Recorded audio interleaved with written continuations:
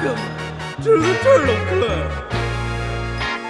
Hello, everyone. Welcome to the Turtle Club podcast interview episode. This is a bonus episode, everybody. We're cool like that.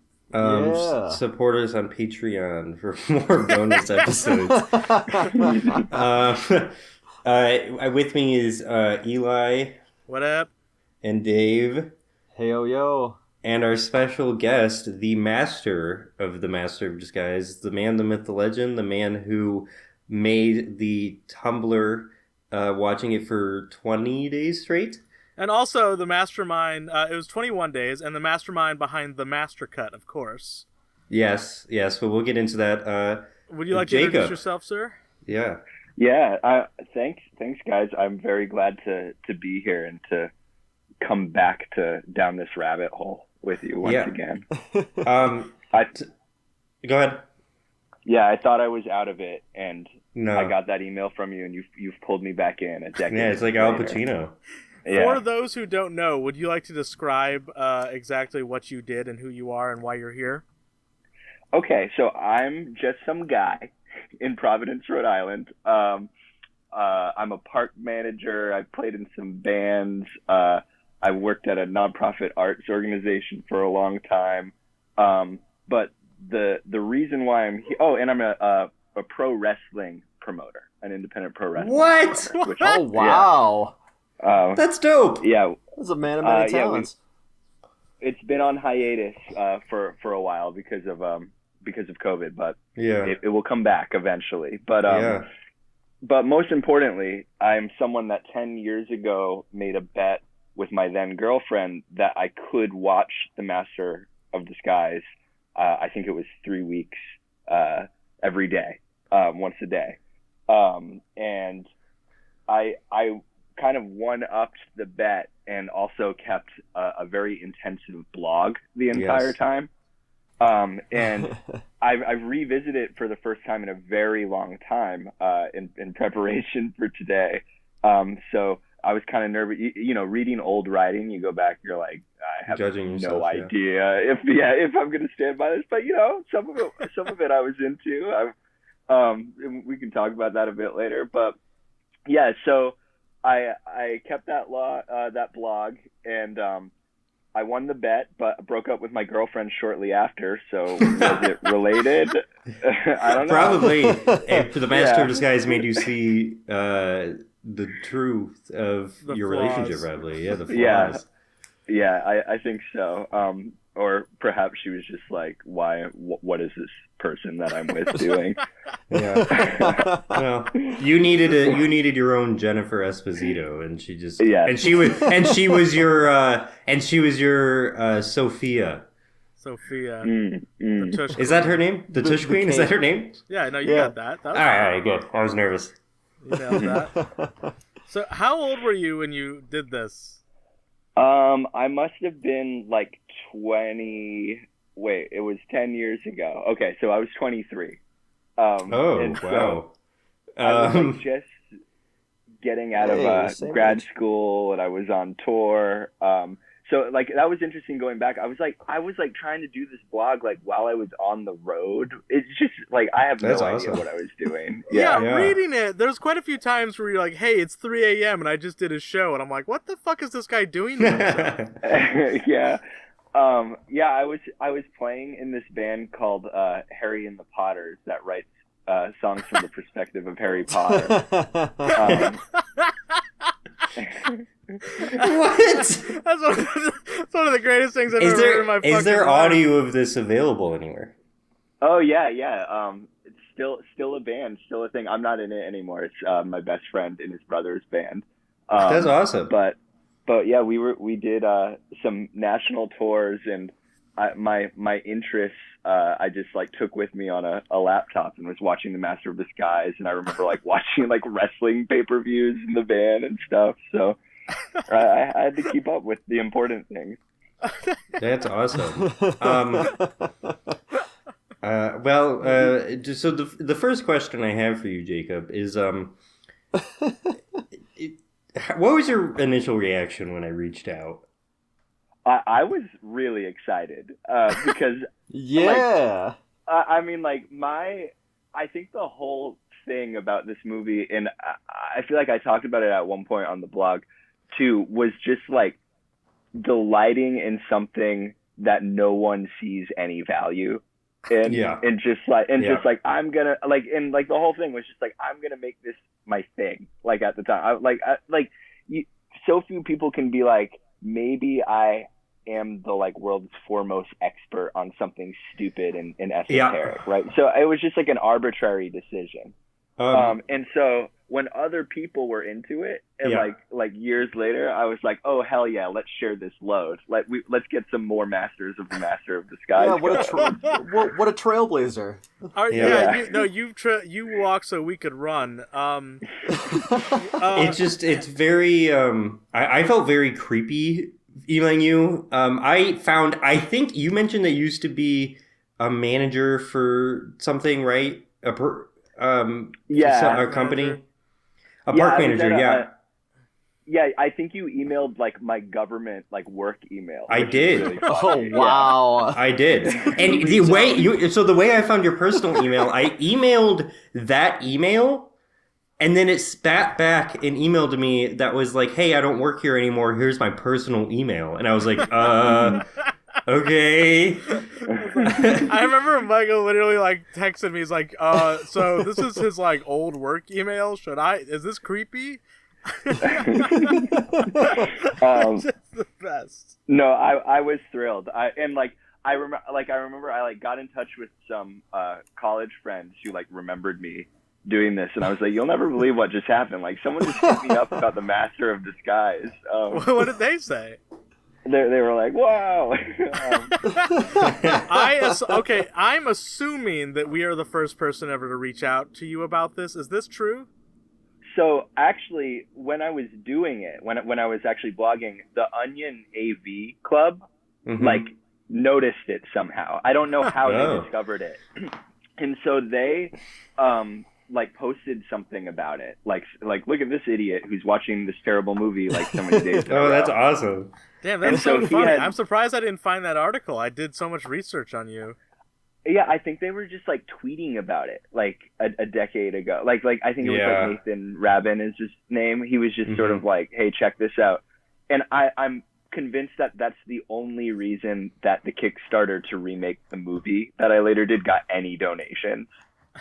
Because you know what?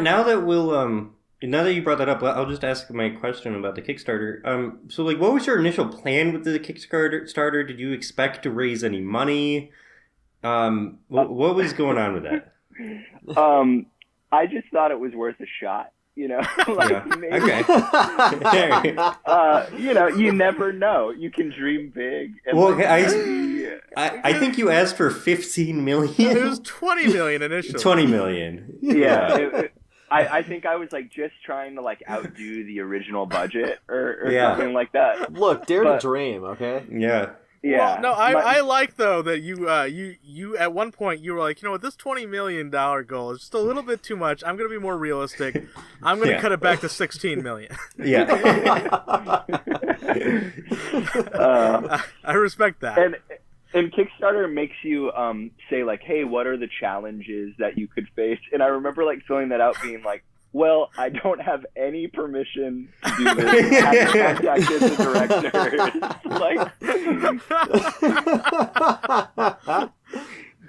Did you ever once try to reach out to any of the people behind the movie, or did you like even with the Kickstarter, or even just for the blog, like anything like that?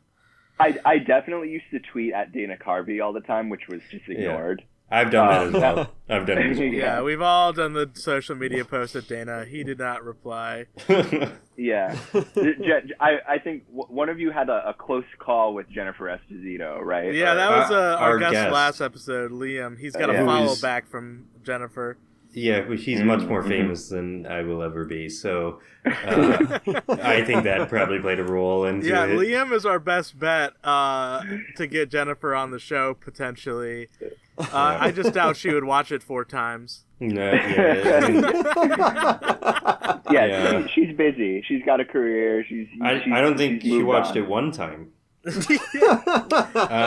so in the director's commentary, Dana Carvey is watching the movie for the first time, which I is that real? in the blog today. Yeah, I wow. read that in the blog. Michael, you would know this if you read it. I was just I'm pretending I'm an audience member. I did read it. Yeah. I'm the relatable one. I'm Luke Skywalker. I actually one thing that I dropped the ball on is I wanted to watch the director's commentary before we had you on here, because I have the DVD with the director's commentary, and I read your blog post about it, and I was like, that sounds absolutely awkward and hilarious. Yeah, I was reading it back, and then I was like, well, how full of shit was I, like, when I was writing about it? Because, like, most of that is me, like, imagining what is not actually there in the movie. You have to do that with this movie. My DVD of the movie is in that pack of other movies, like Joe Dirt and shit, and when I put in the disc for Master of Disguise, it's Joe Dirt and the Master of Disguise. That's on that disc. And it always plays Joe Dirt first, so then I have to go to the menu, and then I select Master of Disguise, and my only options are closed captioning available, but there's no way to turn them on. So I do not have access to the director's commentary. I have the director's commentary. My DVD comes with a music video as well. Oh, hell yeah. For Whoa, what song? MASTER Part 2. Oh, that's not the best one. No, it's not the best one. It's a bummer. But the Garage Rock one slays though. Oh, dude, I have that stuck in my head 24/7 right now. It's so good. It's a problem. Okay, so just to get some background, you mentioned that this was a bet with your then girlfriend. Why was it a bet with your then girlfriend? I honestly don't remember. I think it was just like I think I was trying to defend the movie at that point. Like, I was like, I like the turtle. The turtle is funny. And everyone was like, no. See, now, we've actually been over this. It's kind of like a Mandela effect. You always remember that this movie was good. But, like, I'm 32, so I'm close to your age. We saw this movie essentially in theaters, most likely. And we remember, like, back when we were kids going, man, this is a great movie. I'm going to defend it. And it's a bad hill to die on. Yes, it is a bad hill to die on. That's just very interesting to me that, like, people, like, defend this movie. Because, like, at least, okay, so I'm actually, that's why I was interested when you said you were 23. I am 23. And I don't remember this movie, and the people I know my age who know this movie know it sucks. So I wonder if Dave is correct that people who watched it as kids. When I bring it up to people my age, even, and I am 26, I almost forgot how old I was for a second. When I bring it up to people my age, they love it. Like, Liam was on here, and he loved it as a kid. Yeah. It's got to be the Mandela effect. Yeah, I just got off the phone with someone before hopping on here, and when I told them what I was doing, they were like, oh, I remember that movie. I remember liking it. The turtle. Like, it's like the one thing that people remember from it, I guess. Or the 9/11 thing. That's not true. So. Yeah, the weird the cultural impact of the turtle, I think, has outlived the movie. I think a lot of people would be surprised to find out that turtle image is from something. It's not just like a meme. Yeah. Like, I think people know that image more than they know the fact that there's a movie around it. Yeah, that makes sense. So Jacob, what was it like going back to the movie, and had you watched the movie after, like, in between these 10 years? I had. I would guess that I probably, just like in telling people, like, hey, once I did this stupid thing, like, then maybe they'd be like, oh, I don't know if I saw that, and I'd be like, we're gonna watch it, and they'd be like, why did you make me watch it? So I'm guessing that I probably have seen it like maybe 5 times since I did that. Okay. So this is a thing that you talk about with people. Occasionally. It had been a really long time since I had thought about it before I got the email from you. Are you seeing anyone right now romantically? Yeah, I'm engaged, and in Congrats. the process of Congrats. Thank you. And we're in the process of trying to buy the house we live in, so I have my priorities straight right now in terms of coming back on. Did she, before I emailed you, did she know that you were that you like about this movie and about like this blog? I don't think so. That was the sense that I got, because I remember explaining it, and then I remember being like, will you watch it for one of these viewings with me? And she was very hesitant about it. Yeah, my fiance was too, Jacob. And I try to talk her into it now, and she won't do it. It's very frustrating. My wife actually just rewatched it with me about an hour ago. Wow. So What a trooper. I almost don't know why, because she has the option to leave. Like, the door is open to just go somewhere else. But if I have it on, she'll oftentimes just sit there and just talk about how stupid it is. So you listened to episode 2 of the podcast, last episode, and Dave here brought up a lot of lore that him and I had a very eventful back and forth for. I was just curious, what are your thoughts on some of the lore that Dave brought up, especially the ate his... What was it, Dave? He didn't eat him. He possibly absorbed a twin. Absorbed in the womb. And do you have any other additions you'd like to make to the lore? Well, when I was hearing the absorbed twin theory, I remember thinking like, yes, this is how to engage with the Master of Disguise.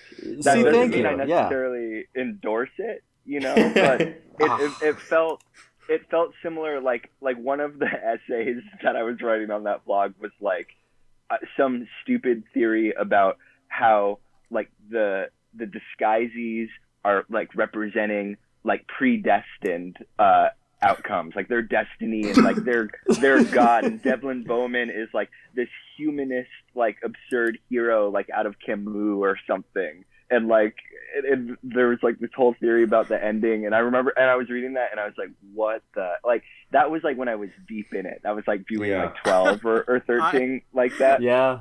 I think I read that does something, and I honestly thought it was pretty smart.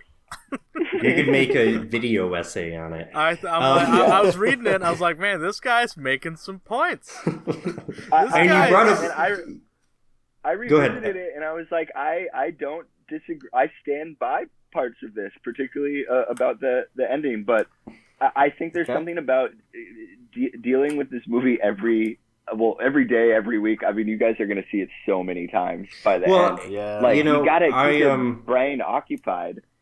Jacob, I have nearly caught up to you. I don't want to spoil it, but I'm at 20 viewings as of right now.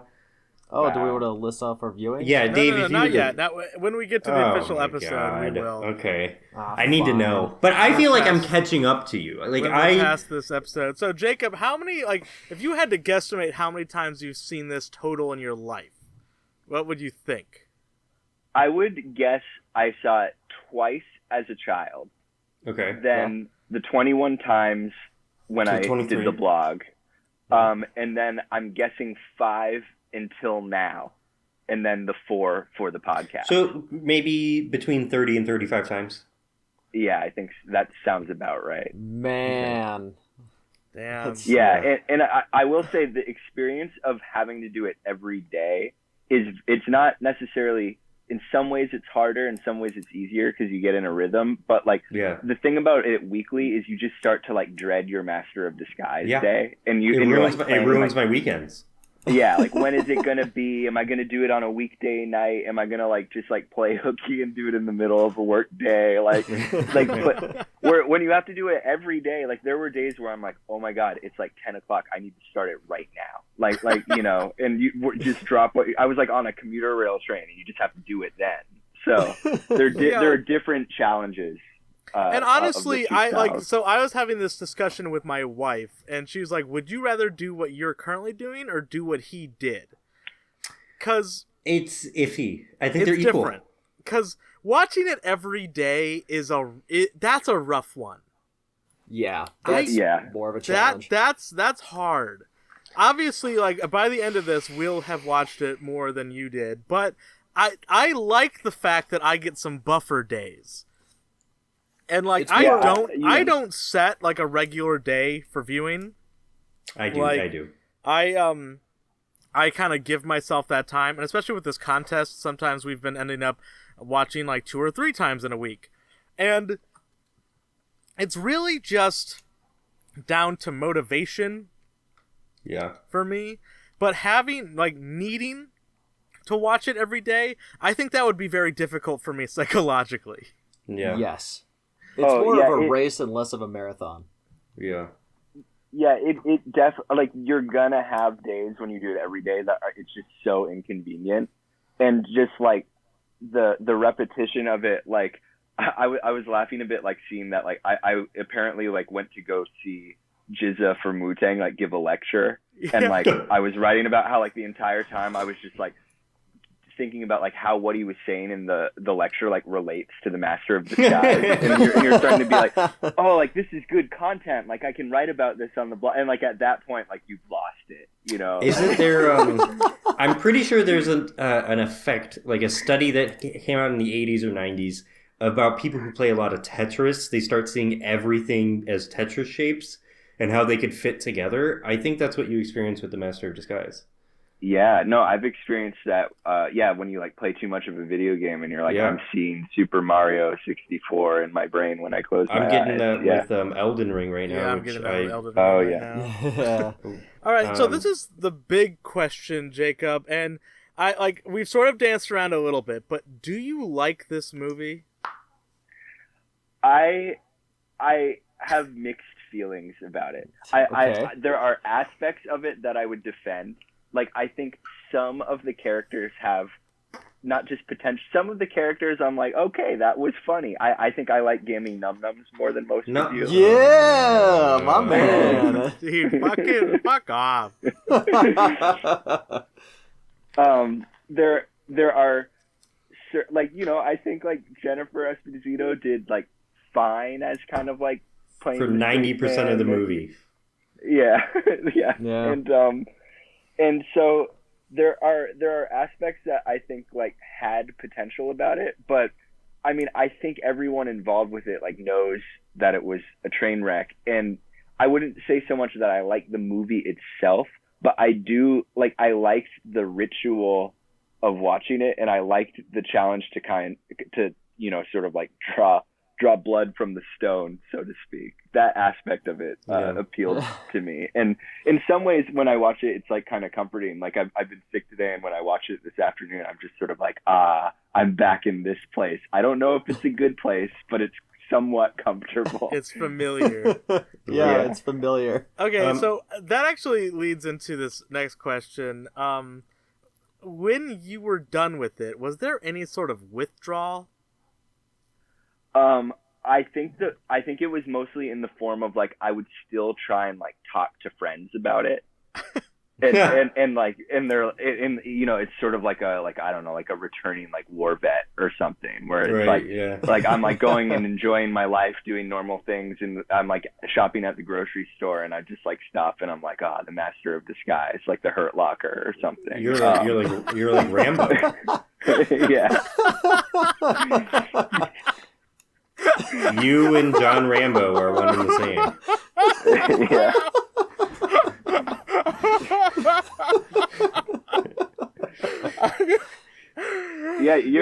Come 2023, you guys, you're gonna miss it in some capacity. Well, I don't want to. We have some plans. It's part of our lives. We're gonna be gone without it. I have considered getting a tattoo. Oh, wow. I would get one possibly with you. It would have to be, like, simple and an easy place to hide. Get your favorite disguise. But I would... like my balls. Get the Turtle Club tattooed right above your dick. Yeah. You could do it cryptically, like that orb of information that they have. Yeah. Like that, or just a turtle. Yeah. A turtle tattoo would work. But then, like, if you get, like, just, like, the orb of information, it has that, like, Egyptian eye. People think you're in, like, National Treasure or some shit. So, just a quick side question about the movie. This is about the movie itself, the content within it.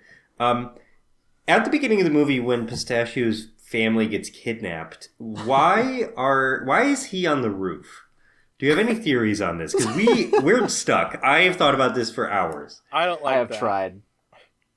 Huh. What is that does that directly before that? No, it can't be when the grandpa's there, like showing him the nest and everything, because that's after. Yeah. So, he I don't know. Inexplicably is on the roof. Inexplicably. It makes no sense. Yeah, that is strange. Yeah, I don't know. I mean, there are no plot holes in the movie, so I'm sure that there's a reason. Exactly. Well, I wouldn't go that far. But okay, all right. Well, maybe chew on this. If you have any ideas, let me know. Yeah. Well, we are about done with this little bonus episode thing, this little interview. But I do have one final question that we could end it out on. If you were to interview the director of this movie in like a professional capacity, what would you ask him, Mr. Perry Andrew Blake? What is the one question that you would ask that man? I am genuinely curious about if I imagine that he feels kind of set up or like spilt grapes about how this movie went down, and it seems like it also kind of effectively ended his career. Can I make a side comment real quick on that? Yes. He has not directed anything. He has been the set director, correct, Eli? Production designer. Production designer for every single Adam Sandler and Most Happy Madison movies since the first one. Yeah. Wow. So he still works. He's doing it. Like he just did. Not as a director. No, he never directed anything else. So that's what makes me think that he possibly this was like thrown on him. Yeah. I mean that's the attitude. Like I need more of the director's commentary. Like because it seems like they are aware that it's bad. Like they're like making excuses about it. Like they're like, oh, we had like budget issues and it was rushed, and like we have all of this weird exposition because like we just need to kind of like get to the point. And you're like, okay, well, like they're making conscious decisions about this movie. Like, so like what was the pressure? Like what That's a good question. I think he would agree. Like what made it go wrong? Like where did that start with? And I'm sure it would be everyone pointing fingers, at each other about it. That's what I need the true Hollywood story, but behind the blame game here. That's a really interesting question. I like that. I hadn't thought of that. Yeah, this is something that hasn't quite showed up in the recorded episodes, but this is a thing that we think about a lot, and like, because obviously Mr. Perry Andrew Blake, he didn't write it. He didn't seem to have that much creative like freedom. I want to know so much about what he thinks of this movie. Yeah, it's very curious. There's a lot of mixed parts shoehorned in on top of it, so that just adds to it. And the ending has changed. Regardless, that is, I think, it for the interview. Thank you everybody for coming in for our little bonus episode. I don't know when we'll put this out. It'll be after episode 3 is out for sure. We recorded this before it though, so we have no idea what's going to be in episode 3, but I'm sure it's going to be awesome. So thank you everybody, and Jacob, thank you so very much for doing the interview, and we're excited to do the real episode with you in a second. Yeah, thank you guys, and I'm sure people can dig up the old Tumblr somewhere. It's very easy. It's one of the first things you find. Would you prefer I'm looking at it now. Can I put a link in the podcast notes for people to go for it. Then I will definitely do that. All my grammatical errors in my writing. It's I really recommend that you guys give it a read, including my co-host. But all right, thank you guys so much. Bye-bye. Later. Bye. All right, all you turtos and turtettes, that's the show. Have yourself a wonderful evening.